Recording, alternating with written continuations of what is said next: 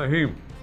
अस्सलाम वालेकुम नाज़रीन कराम, अगर आपने अब तक मेरा यूट्यूब चैनल सब्सक्राइब नहीं किया तो बराए करम इसे फौरी तौर पर सब्सक्राइब करें, लाइक करें और अब आपके साथ शेयर करें ताकि जब हम वीडियो लोड करें तो वो सबसे पहले आपके पास पहुँचे। नाज़रीन कराम, जैसा कि आप जानते हैं पिछले एक हफ्ते से ज़ायद हो पूरा पाकिस्तान एक हिजान की कैफियत में मुब्तला है। तहरीक लब्बैक या रसूलुल्लाह, जिसे हुकूमत ने कालअदम करार दे रखा है,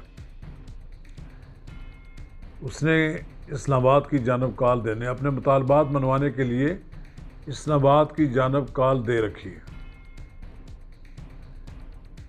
पहले तो ऐसा लगता था कि हुकूमत और तहरीक लब्बैक के दरमियान तमाम मामला तय पा गए, लेकिन फिर ऐसा लगता है कि हुकूमत ने अपनी पॉलिसी में एक शिफ्ट लाई और उसमें दो तीन बातें बड़ी क्लियर कर दी कि एक तो ये कि तहरीक लब्बैक पहले कॉल ऑफ करे अपनी जो उसने दे रखी है तहरीक धरना ख़त्म करने। दूसरा, फिर मुज़ाकरात होंगे। इसके अलावा उन्होंने कहा कि अब फ्रांस के मसले पे फ्रांस के सफ़ीर के मसले पे कोई बात नहीं। जैसे हम थोड़ा सा माजी की तरफ जाते हैं, वफाकी वज़ीर दाखिला बार बार ये कहते हैं कि उनका तहरीक लब्बैक वालों का ये कुछ 7वां धरना है जिसकी कॉल दी है। तो इनके ख़िलाफ़ तो धरना ये दूसरा ही बार शायद हुआ है। इससे पहले तो मियाँ नवाज शरीफ की हुकूमत के ख़िलाफ़ ये तहरीक के लोग जलसे, जुलूस, मुजाहरे और धरने देते रहे हैं। नवाज शरीफ की हुकूमत को ज़िच करते रहे हैं और अपने मुतालबात मनवाते रहे हैं, लेकिन ये बात किसी से ढकी छुपी नहीं कि तहरीक लब्बैक कब कायम हुई, किन लोगों ने कायम कराई और फिर इसका क्या मकासद है। लेकिन फिर जब एक बार MQM जिस तरह कायम हो गई, फिर MQM कायम करने वालों के हाथ से निकल गई। यही लगता मुझे कि इस वक्त तहरीक लब्बैक भी वो जिन लोगों ने नवाज शरीफ का वोट बैंक तकसीम करने के लिए कायम किया था, उनके हाथ से निकल गई है। ये जो इसकी लीडरशिप है, ये उसकी लीडरशिप के हाथ में तो है कि वो चाहे तो स्टेप डाउन कर सकते हैं, पीछे हट जाएं और अपनी कोई बात मनवाने के लिए कोई दरमियानी रास्ता अख्तियार कर लें।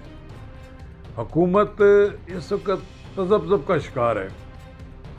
आज कौमी सलामती कमेटी का इजलास हुआ, वज़ीर आज़म की ज़ेर सदारत होने वाले इस इजलास में अहम फैसले किए गए। जैसा कि सबको मालूम है कि पंजाब में पुलिस रेंजर्स के मातहत कर दी गई है।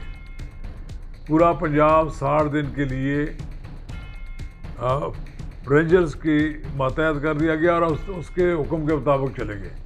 7 से ज़ायद पुलिस मुलाजमीन मारे जा चुके हैं और नामालूम तहरीक लब्बैक के कितने लोग भी इस लड़ाई में मारे गए होंगे।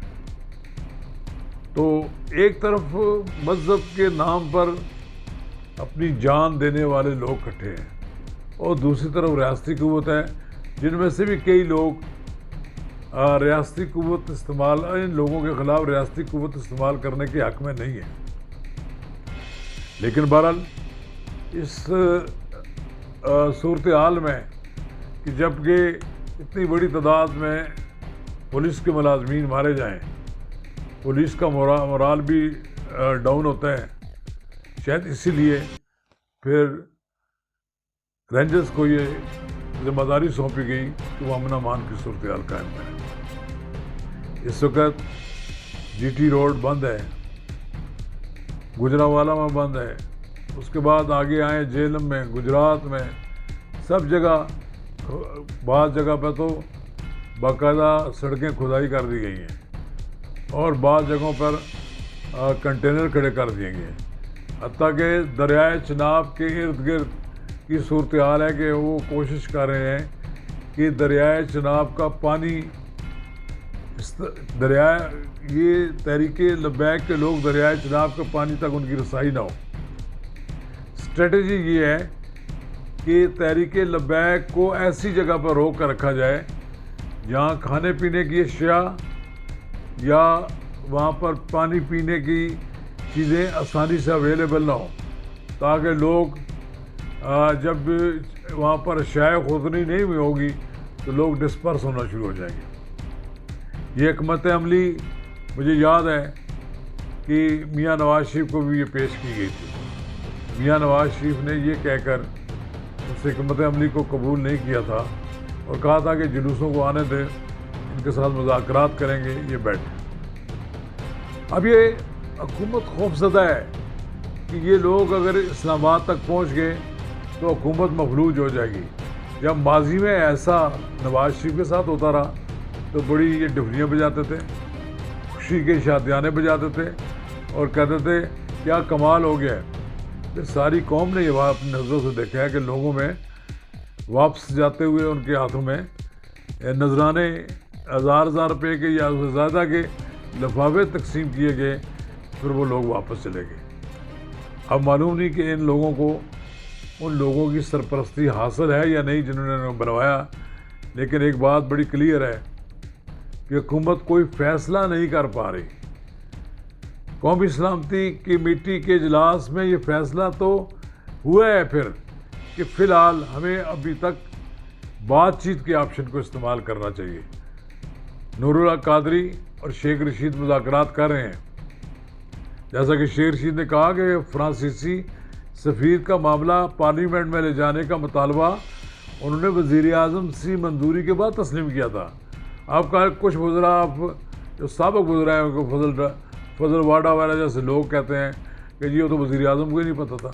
وہ کیسا وزیر اعظم ہوا جس کو کچھ بھی نہیں پتہ ہوتا؟ ڈالر کی قیمت بڑھ جائے وہ کہتا ہے میں نے تو خود ٹیلی ویژن پر سے پتہ لگا مجھے۔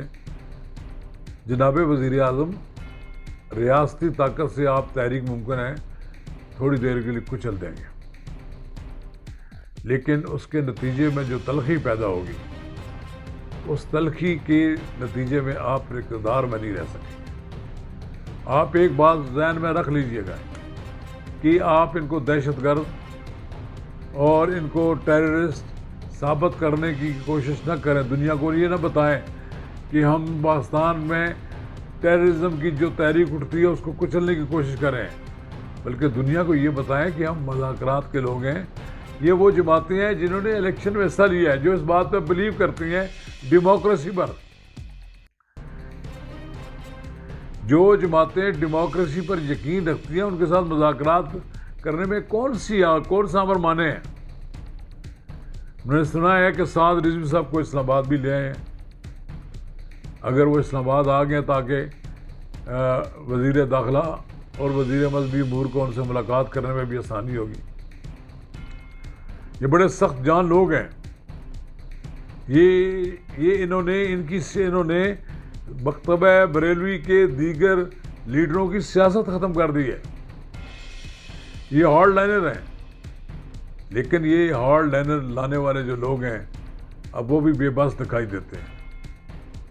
وہ بھی منہ تک رہے ہیں کہ کیا ہو رہا ہے، اور مجھے نہیں سمجھ آتا کہ حکومت جی ٹی روڈ بند کر لے گی، راولپنڈی کے داخلی اور خارجی راستوں کو بند کر دے گی۔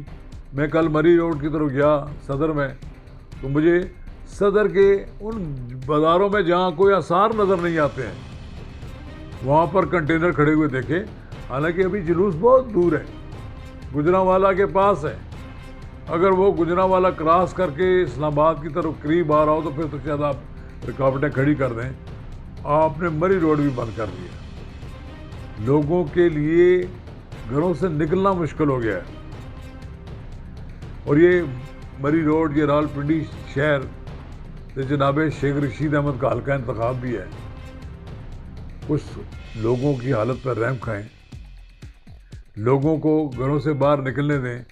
یہ حکومت کی ایک بڑی ناکامی ہے کہ آپ کنٹینر کھڑے کر کے پورے شہر کو بلاک کر دیں اور ایسا لگے جیسا ایک بالکل ہو کا عالم بنا دیں.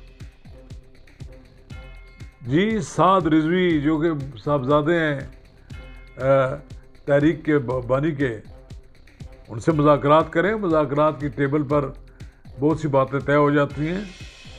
آپ یہ اسٹیمنا ہوتا ہے مذاکرات کرنے کا. مذاکرات کے لیے ایسے لوگوں کے ساتھ بٹھایا، ایسے لوگوں کو ان کے ساتھ بٹھایا جن پہ وہ اعتبار بھی کرتے ہوں،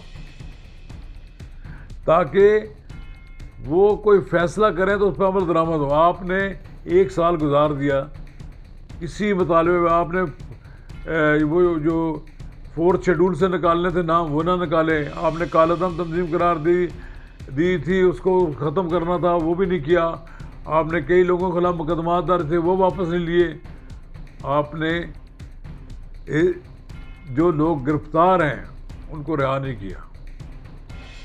فرانسیسی سفیر کا معاملہ بھی بات چیت کے ذریعے، نیگوسیشن کے ذریعے حل ہو سکتا ہے. میرا خیال یہ ہے کہ حکومت کی یہ بڑی نالاکی ہوگی اگر وہ تحریک لبیک کے ایجیٹیشن کو پولیٹیکل طریقے سے ٹیکل نہ کر سکے. پولیٹیکل طریقے سے ٹیکل کرنا ایک الیکٹڈ گورنمنٹ کا ترا امتیاز ہوتا ہے. آپ دھمکیاں دے کر، آپ لوگوں کو آنکھیں دکھا کر اور آپ ان کو سنگین نتائج برآمد ہونے کی دھمکیاں دے کر مسئلہ حل نہیں کر سکتے. تصادم ہو گیا، خون خرابہ ہوا، لوگ مارے گئے، امن و امان کی صورتحال خراب ہو گئی، تو پھر